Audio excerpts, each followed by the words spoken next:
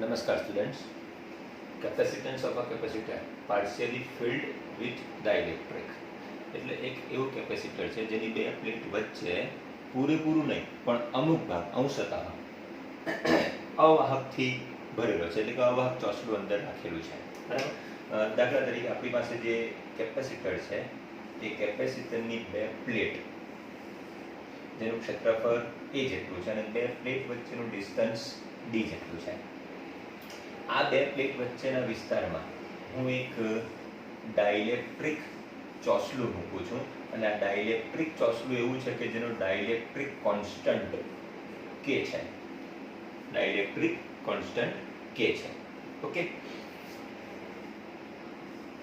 હવે dielectric constant જેની જાડાઈ ટી જેટલી છે, આ ભાગ એવો છે કે જેમાં શૂન્યાવકાશ છે, આ ભાગ એવો છે કે જેમાં માધ્યમ છે અને આ ભાગ એવો છે ફરી પાછો શૂન્યાવકાશ. એટલે શૂન્યાવકાશિક ભાગ કેટલો છે તો કે d - t જેટલો શૂન્યાવકાશિક ભાગ છે અને t જાડાઈનો માધ્યમ વાળો ભાગ છે.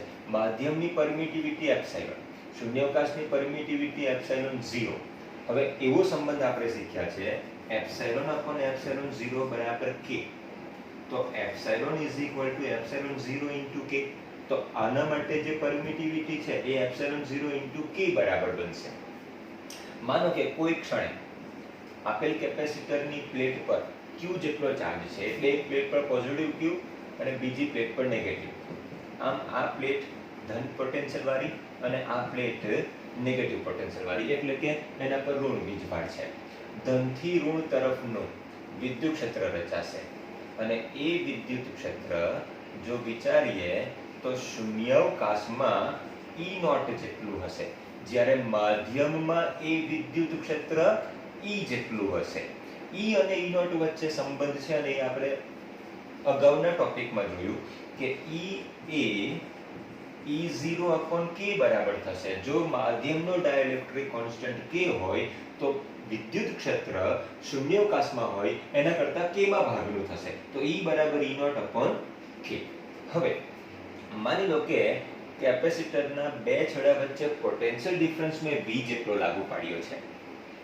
પોટેન્શિયલ ડિફરન્સ V જેટલો છે, એટલે આ બે બિંદુ વચ્ચે પોટેન્શિયલ ડિફરન્સ સમજો V જેટલો છે અને આપેલ કેપેસિટરનું કેપેસિટન્સ C જેટલું છે.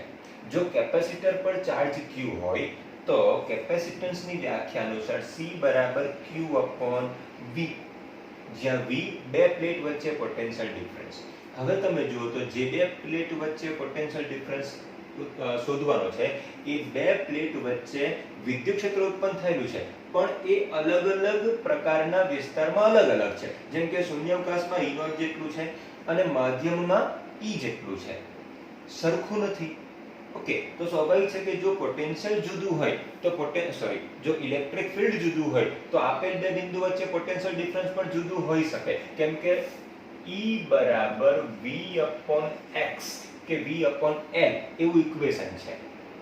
આપણે અહીંયા જો વાત કરીએ તો E બરાબર V/x, x ના બદલે d મૂકી શકીએ, પણ જો એક જ પ્રકારનું માધ્યમ હોય તો અહીં તો બે અલગ અલગ માધ્યમ છે, તો આપેલ બે પ્લેટ વચ્ચેનો વિસ્તાર એવો છે કે જેમાં k ડાઇલેક્ટ્રિક અચળાંક વાળો ભાગની જાડાઈ t જેટલી છે અને શૂન્યાવકાશ વાળા ભાગની જાડાઈ d - t જેટલી છે.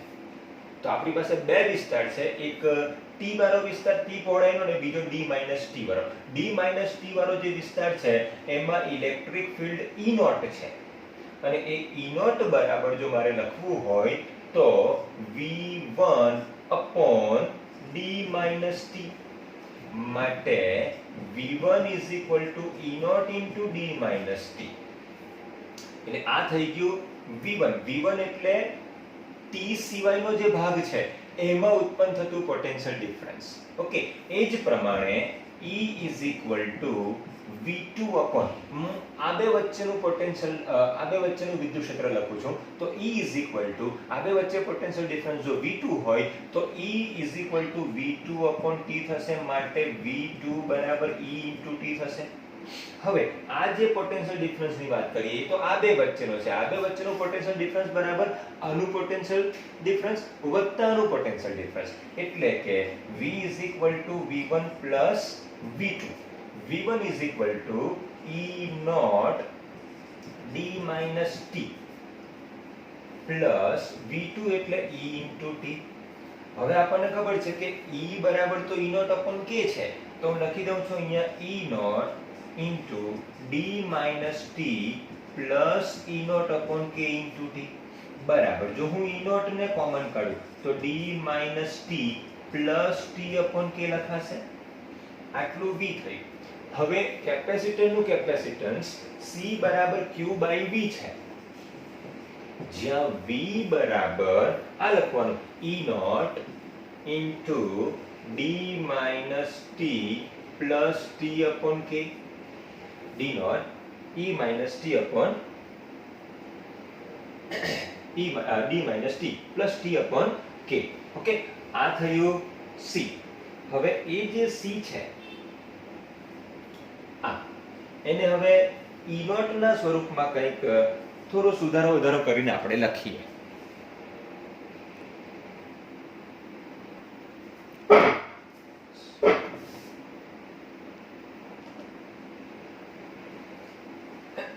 ઓકે, જુઓ હવે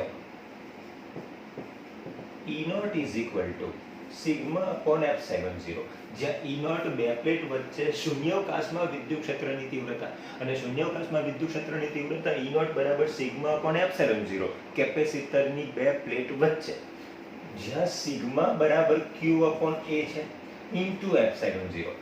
માટે E naught is equal to Q upon A epsilon 0. તો C is equal to Q upon A epsilon 0 E naught ના સ્થાને મૂક્યું into d minus t upon t plus k. Q અને Q કેન્સલ તો આવશે A epsilon 0 upon d minus t plus t upon k. જરા ધ્યાન કરો, આ થયું એનું ઇક્વેશન.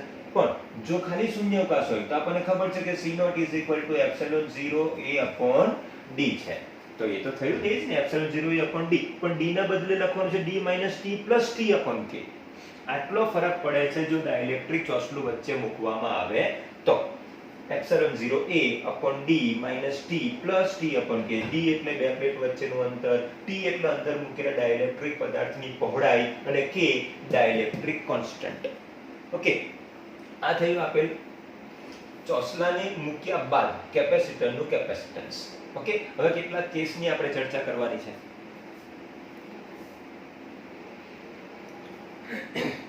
ઓકે, ચોસલું મૂક્યા બાદ C બરાબર epsilon 0 A upon d minus t plus t upon k. આપણે એક જ ચોસલું મૂકીએ. કેટલાક કેસ જોઈએ. માનો કે કેપેસિટરની બે પ્લેટ વચ્ચે એક કરતા વધારે પ્રકારના ડાઇલેક્ટ્રિક ચોસલાઓ મૂકી દઈએ. આ એક પ્રકારનું, આ બીજા પ્રકારનું, આ ત્રીજા પ્રકારનું, એમ કરતા કરતા આપણે આખા બે પ્લેટ વચ્ચેનો બધો વિસ્તાર ભરી દઈએ એક કરતા વધારે અલગ અલગ પ્રકારના ચોસલાઓથી. માનો કે આને K1 કહી દઈએ, આનો ડાઇલેક્ટ્રિક અચળાંક K2, K3, એમ કરતા કરતા Kn, પ્રત્યેકની જાડાઈ T1, T2, T3, એમ કરતા કરતા આપણે Tn સુધી લઈ લઈએ. તો તેવા સંજોગોમાં આપેલ કેપેસિટરનું કેપેસિટન્સનું સૂત્ર બનશે C બરાબર epsilon 0 A upon d minus T1 plus T2 plus up to Tn. એને આપણે કૌંસમાં લખીશું, અને plus T1 upon K1 plus T2 upon K2 plus up to Tn upon Kn. આ પ્રકારનું બનશે, આ પ્રકારનું કેપેસિટન્સનું સૂત્ર બનશે. એટલે એક કરતા વધારે ચોસલાઓને એકબીજાની સાથે ગોઠવી દઈએ તો આપેલ કેપેસિટરનું કેપેસિટન્સ આવું બનશે. ચાલો સેકન્ડ નંબરનો કેસ, કેસ 2. બીજા કેસમાં સમજો મેં કેપેસિટરની બે પ્લેટ વચ્ચે આખો ભાગ ડાઇલેક્ટ્રિક કોન્સ્ટન્ટ k વાળા ચોસલાથી ભરી દીધો. બરાબર, તો એનું કેપેસિટન્સ બનશે C બરાબર epsilon A upon d, જ્યાં epsilon is equal to epsilon not into K, કેમ કે epsilon upon epsilon not is equal to K, અને કે છે ડાઇલેક્ટ્રિક કોન્સ્ટન્ટ, તો લખી દઈએ આપણે કે એપ્સાઇલોન 0 a અપોન d, કે એપ્સાઇલોન 0 a અપોન d, એટલું એનું કેપેસિટન્સ બનશે. ઓકે, ચાલો ત્યાર પછી કેસ 3. ત્રીજો કેસ, માની લો કે કેપેસિટરની બે પ્લેટ વચ્ચે હું એક ટી જાડાઈનો કંડક્ટર મૂકી દઉં. કંડક્ટર એટલે કે સુવાહક પદાર્થ મૂકું. જો સુવાહક પદાર્થ મૂકું તો આ ભાગ એવો છે, માની લો કે આના પર આપણે પ્લસ q જેટલો ચાર્જ પ્રેરિત કર્યો છે, તો આના પર માઇનસ q ચાર્જ પ્રેરિત થશે. એ જ પ્રમાણે અહીંયા નેગેટિવ ચાર્જ પ્રેરિત થશે અને અહીંયા પોઝિટિવ ચાર્જ પ્રેરિત થશે. તો આમ વિદ્યુત ક્ષેત્ર રચાશે ખાલી આટલા વિસ્તારમાં જ. આ વિસ્તારમાં વિદ્યુત ક્ષેત્ર શૂન્ય બનશે, કારણ કે એના માટેનો જે ડાઇલેક્ટ્રિક કોન્સ્ટન્ટ છે તે ઇન્ફિનિટિવ બનશે.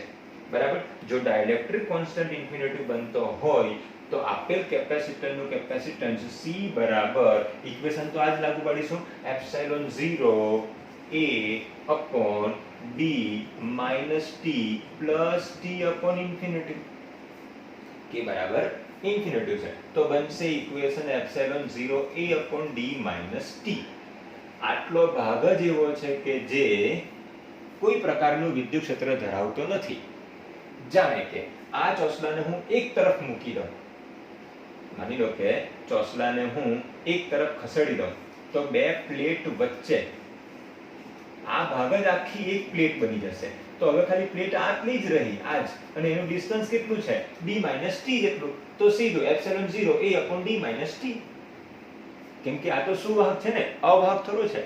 તમે આ ચોસલાને ગમે ત્યાં રાખો, ડિસ્ટન્સ રહેશે બે પ્લેટ વચ્ચે d - t જેટલું જ. ઓકે, ચાલો ત્યાર પછી કેસ 4, ચોથો કેસ. અને કેસ 4 માં હું કેપેસિટરની બે પ્લેટ વચ્ચે ડાઇલેક્ટ્રિક પદાર્થના ચોસલાના બદલે સંપૂર્ણપણે ધાતુ પદાર્થનું ચોસલું એટલે કે કંડક્ટર ગોઠવી દઉં.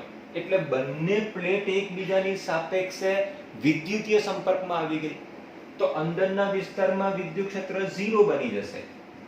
અંદરના વિસ્તારમાં વિદ્યુત ક્ષેત્ર શૂન્ય થઈ જશે. બરાબર, તેવા સંજોગોમાં જે ડાઇલેક્ટ્રિક કોન્સ્ટન્ટ છે એ ઇન્ફિનિટિવ થઈ જશે. તો C is equal to epsilon 0 a upon d minus t. હવે d અને t બંને સરખું. t એટલે ચોસલાની પહોળાઈ. ચોસલું તો પૂરેપૂરું કેપેસિટરની બે પ્લેટ વચ્ચે ભરી દીધેલું છે, તો કેપેસિટરની બે પ્લેટ વચ્ચેનું ડિસ્ટન્સ d અને ચોસલાની પહોળાઈ t બંને સરખું. તો હું d minus d લખીશ પ્લસ d upon d એટલે t, t ના બદલે આપણે d લખો, d upon k, k is equal to infinity. હવે આ થઈ જશે d ના છેદમાં ઇન્ફિનિટિવ 0, આ d minus d 0, તો એપ્સિલોન 0 a upon 0 ઇન્ફિનિટી. મતલબ કે આનું કેપેસિટન્સ અનંત થઈ ગયું. જાણે કે અચ્છા, અનંત કેપેસિટન્સનો અર્થ શું થાય કે અનંત કેપેસિટન્સનો અર્થ એવો કરવાનો કે જ્યાં સુધી કેપેસિટર પર વીજભાર સંગ્રહ થયા કરતો હોય ત્યાં સુધી કેપેસિટરમાં પ્રવાહ વહેશે. પછી જ્યારે કેપેસિટર ફૂલ્લી ચાર્જ થઈ જશે તો પ્રવાહ વહેશે નહીં. એટલે જો આ કેપેસિટરનું કેપેસિટન્સ અનંત હોય તો એના પર ચાર્જ જમા થયા જ કરશે, મતલબ કે કેપેસિટરમાં પ્રવાહ વહ્યા જ કરશે. અને એક કેપેસિટરમાં પ્રવાહ ત્યારે જ વહ્યા કરશે જ્યારે કેપેસિટરનું કેપેસિટન્સ ઇન્ફિનિટિવ હોય. હવે એ કન્ડિશન તમે જુઓ તો હું બેટરીની સાથે આ કેપેસિટરની પ્લેટને જોડી દઉં છું. અહીંથી પ્રવાહ આવ્યો અહીંયા, અને હવે આ તો કંડક્ટર જ છે ને, એટલે એક પ્રકારનું સુવાહક જ છે, તો સતત પ્રવાહ વહ્યા જ કરશે. પ્રવાહ વહ્યા કરશે મતલબ કે કેપેસિટર ચાર્જ થયા કરે છે. પ્રવાહ ક્યારે બંધ થઈ જશે? જ્યારે કેપેસિટર ફૂલ્લી ચાર્જ થઈ જશે એટલે પ્રવાહ બંધ થઈ જશે. પણ અહીં પ્રવાહ વહ્યા જ કરશે. એનો અર્થ એવો છે કે આપણે જે બનાવેલી કેપેસિટરની રચના છે એમાંથી પ્રવાહ પસાર થયા જ કરે છે, એટલે કે એના પર વીજભાર જમા થયા જ કરે છે. ખરેખર એના પર વીજભાર જમા થતો નથી, એ વીજભાર તો આમ આવતો રહે છે. ઓકે, તો પણ જાણે કે કેપેસિટર ચાર્જ થતું હોય એવી કન્ડિશનમાં પ્રવાહ વહેવડાવ્યા જ કરે છે, એટલે કેપેસિટર પર અનંત ચાર્જ મૂકી શકીએ. એનું કેપેસિટન્સનું મૂલ્ય ઇન્ફિનિટિવ થઈ શકે એવું આપણે ગણી શકીએ. ઓકે, આ થઈ ગયું capacitance of capacitor, partially field with dielectric અને ફુલ્લી ફિલ્ડ વિથ ડાઇલેક્ટ્રિક, એના કેટલાક કેસ પણ આપણે જોયા. તો જોઈએ હવે એના પર આધારિત એક નાનો સરખો દાખલો.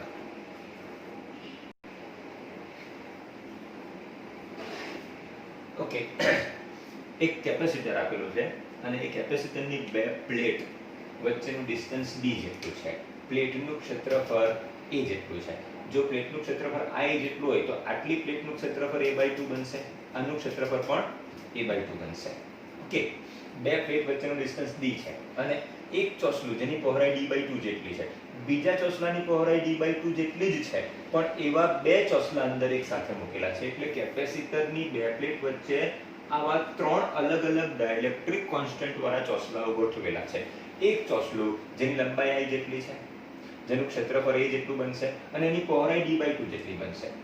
બીજું ચોસલું જેનું ક્ષેત્રફળ a/2 જેટલું બનશે અને એની પહોળાઈ d/2 જેટલી બનશે. ત્રીજું ચોસલું જેનું ક્ષેત્રફળ a/2 જેટલું છે અને પહોળાઈ d/2 જેટલી છે. બરાબર છે. હવે આ કેપેસિટરનો P અને Q જે છેડો છે એને હું આમ કરી દઉં, એટલે કે કેપેસિટર ઊભું કરી દઉં, તો આ એક કેપેસિટર બનશે અને બીજા આ બે કેપેસિટર બનશે. બરાબર. હવે એ કેપેસિટરોને આપણે કઈ રીતે જોડાયેલા છે એ જો ખ્યાલ આવે તો આપણે સમતુલ્ય કેપેસિટન્સનું ઇક્વેશન મળી શકે. મારે આનું કેપેસિટન્સ શોધવું છે. તો જરા ધ્યાન કરજો કે આ જે આકૃતિ આપેલી છે એને હું આપણી પરિપથ આકૃતિ સ્વરૂપે દર્શાવું છું. તો પહેલા આ સમજો P બિંદુ, P ટર્મિનલ, એની સાથે આ પ્લેટ જોડાયેલી છે, આ પ્લેટ. બરાબર. એની વચ્ચે ડાઇલેક્ટ્રિક કોન્સ્ટન્ટ K1 વાળું એક માધ્યમ રાખેલું છે. બરાબર. પછી આને સમજી લો એક પ્લેટ જ છે આ, જે આ બેને જુદી પાડે છે. કે એ પણ એકબીજાની સાથે જોડાયેલી છે કંઈક આ રીતે. એમાં અહીંયા એક પ્લેટ બનશે a/2 વાળી. જો આ એ પ્લેટ જેનું ક્ષેત્રફળ a જેટલું છે, આ પ્લેટ જેનું ક્ષેત્રફળ a/2 જેટલું છે, એની સામે આ પ્લેટનો આ ભાગ આવ્યો એટલે આ બનશે K2 ડાઇલેક્ટ્રિક કોન્સ્ટન્ટ વાળો.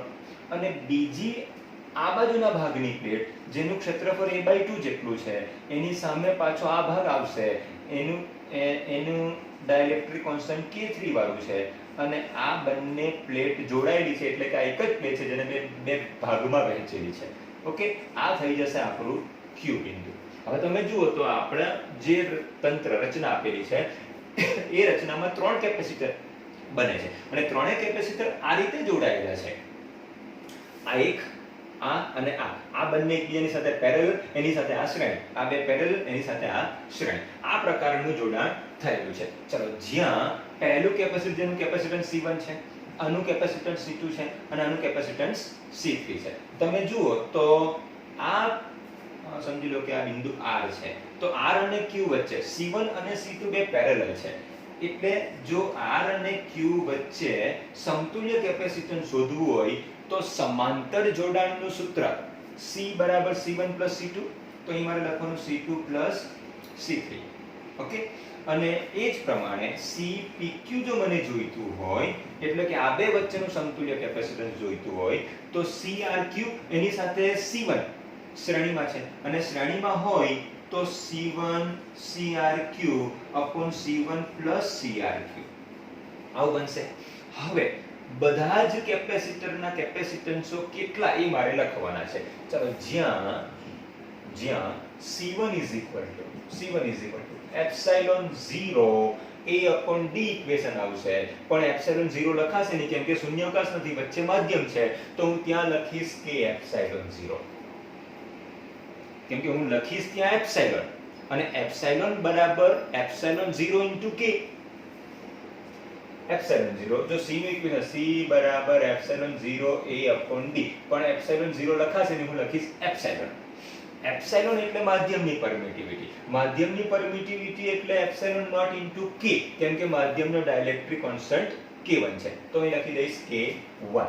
ઓકે, A એટલે ક્ષેત્રફળ, તો એનું ક્ષેત્રફળ તો પૂરું A જેટલું છે જ, ડિવાઇડેડ બાય ડિસ્ટન્સ કેટલું છે તો કે d/2. ડિસ્ટન્સ આવશે d/2. તો C1 બનશે એપ્સિલોન નોટ K1 A/d/2, એટલે થઈ જશે 2 એપ્સિલોન નોટ K1 A/d. ચલો એ જ પ્રમાણે C2 જો મારે લખવું હોય તો C2 માટે હું લખીશ epsilon not K2. K2 dielectric constant છે. ક્ષેત્રફળ A નથી પણ A/2 છે તો ત્યાં લખીશું A/2 અપોન બે પ્લેટ વચ્ચેનું ડિસ્ટન્સ D/2 તો બરાબર બનશે એપ્સિલોન નોટ K2 A/D. ચલો એ જ પ્રમાણે C3 બરાબર epsilon not K3 A/D. Same આની જેમ જ આવશે પરિમાણ પણ બસ ખાલી ડાઇલેક્ટ્રિક કોન્સ્ટન્ટ અલગ છે. તો C1 C2 અને C3 થઈ ગયું. તો પહેલા હું CRQ શોધી કાઢું અને પછી CPQ શોધી કાઢીશ. CPQ એટલે આપણા માટે સમતુલ્ય કેપેસિટન્સ. બરાબર. ચાલો તો CRQ શું બનશે? CRQ C1 C2 sorry C2 C3. C2 C3 એટલે આવશે epsilon not A/D K2 K3. K2 K3 આ થઈ ગયું CRQ. હવે CPQ. CPQ C1. C1 એટલે 2 epsilon not K1 A/D into CPQ epsilon naught A/D into K2 K3 divided by C1 CRQ. C1 એટલે ફરી પાછું 2 epsilon naught K1 A/D plus CRQ એટલે epsilon naught A/D into K2 K3. ચલો બરાબર. હવે અંશમાં તમે જુઓ તો 2 epsilon not A/D epsilon not square થશે, A સ્ક્વેર થશે, D સ્ક્વેર થશે અને ઇન્ટુ K1 કૌંસમાં K2 K3 કંઈક આવું થશે. આ બેને મેં ભેગું કરી લીધું. બરાબર. ચલો અપોન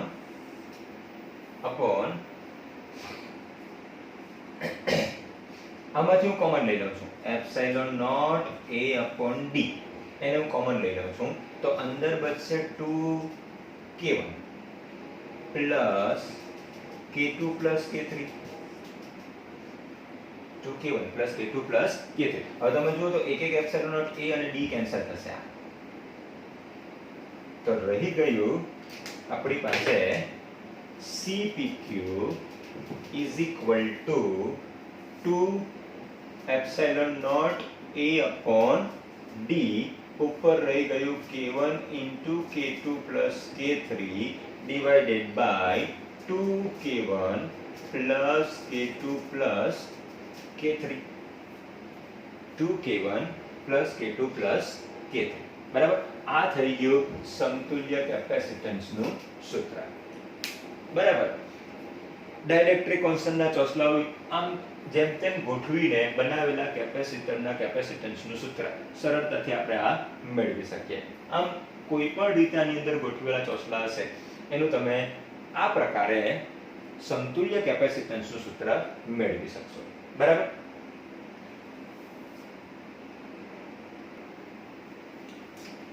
જુઓ સમજો મારી પાસે 1 2 3 અને 4 પ્લેટ છે. દરેક પ્લેટના ક્ષેત્રફળ A જેટલા છે અને દરેક પ્લેટ વચ્ચેનું ડિસ્ટન્સ D જેટલું છે.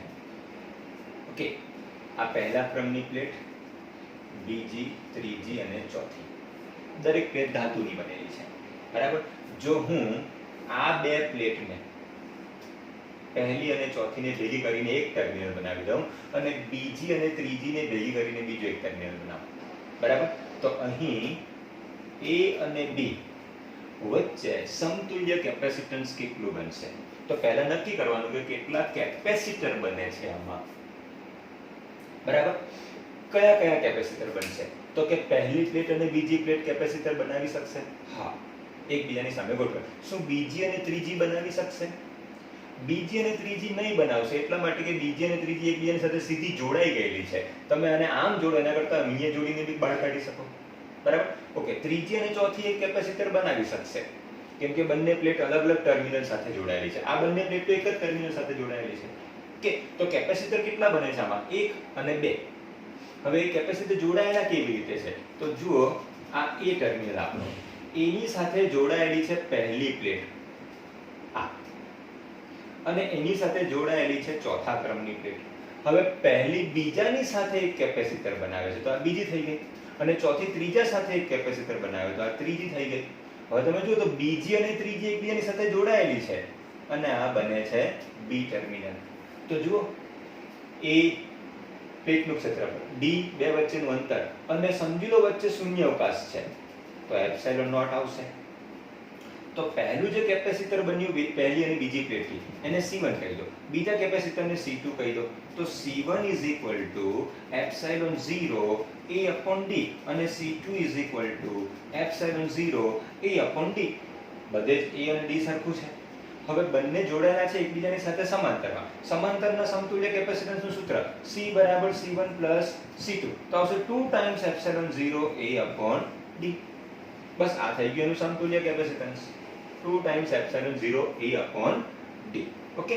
હવે માની લો કે મારી પાસે ફરી પાછી 1 2 3 4 પ્લેટ છે અને એ ચારે ચાર પ્લેટને મેં એકબીજાની સાથે સમાંતર ગોઠવેલી છે. દરેકનું ક્ષેત્રફળ એ જેટલું છે, દરેક વચ્ચેનું ડિસ્ટન્સ d જેટલું છે, સેમ આની જેમ જ.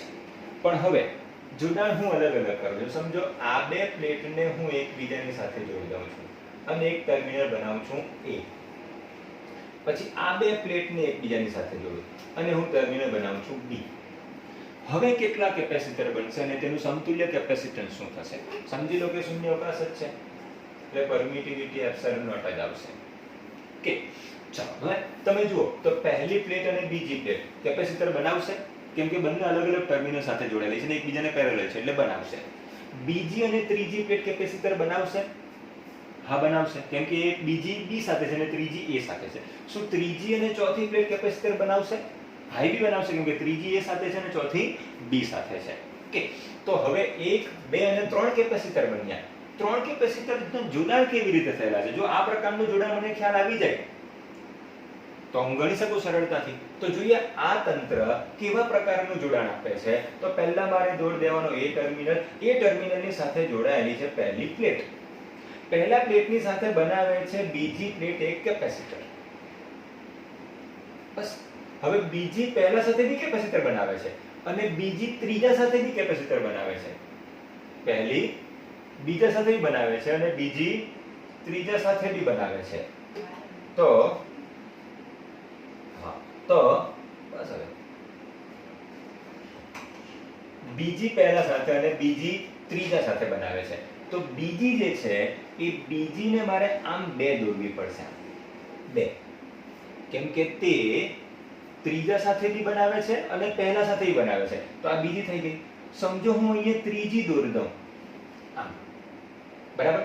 હવે તમે જુઓ તો ત્રીજી પ્લેટ તો એ સાથે જોડાયેલી છે તો એને હું એ સાથે જોડી દઉં. ત્રીજી પ્લેટ A સાથે જોડાયેલી છે, બીજી પ્લેટ B સાથે જોડાયેલી છે, તો B ટર્મિનલ થઈ ગયો આપણો.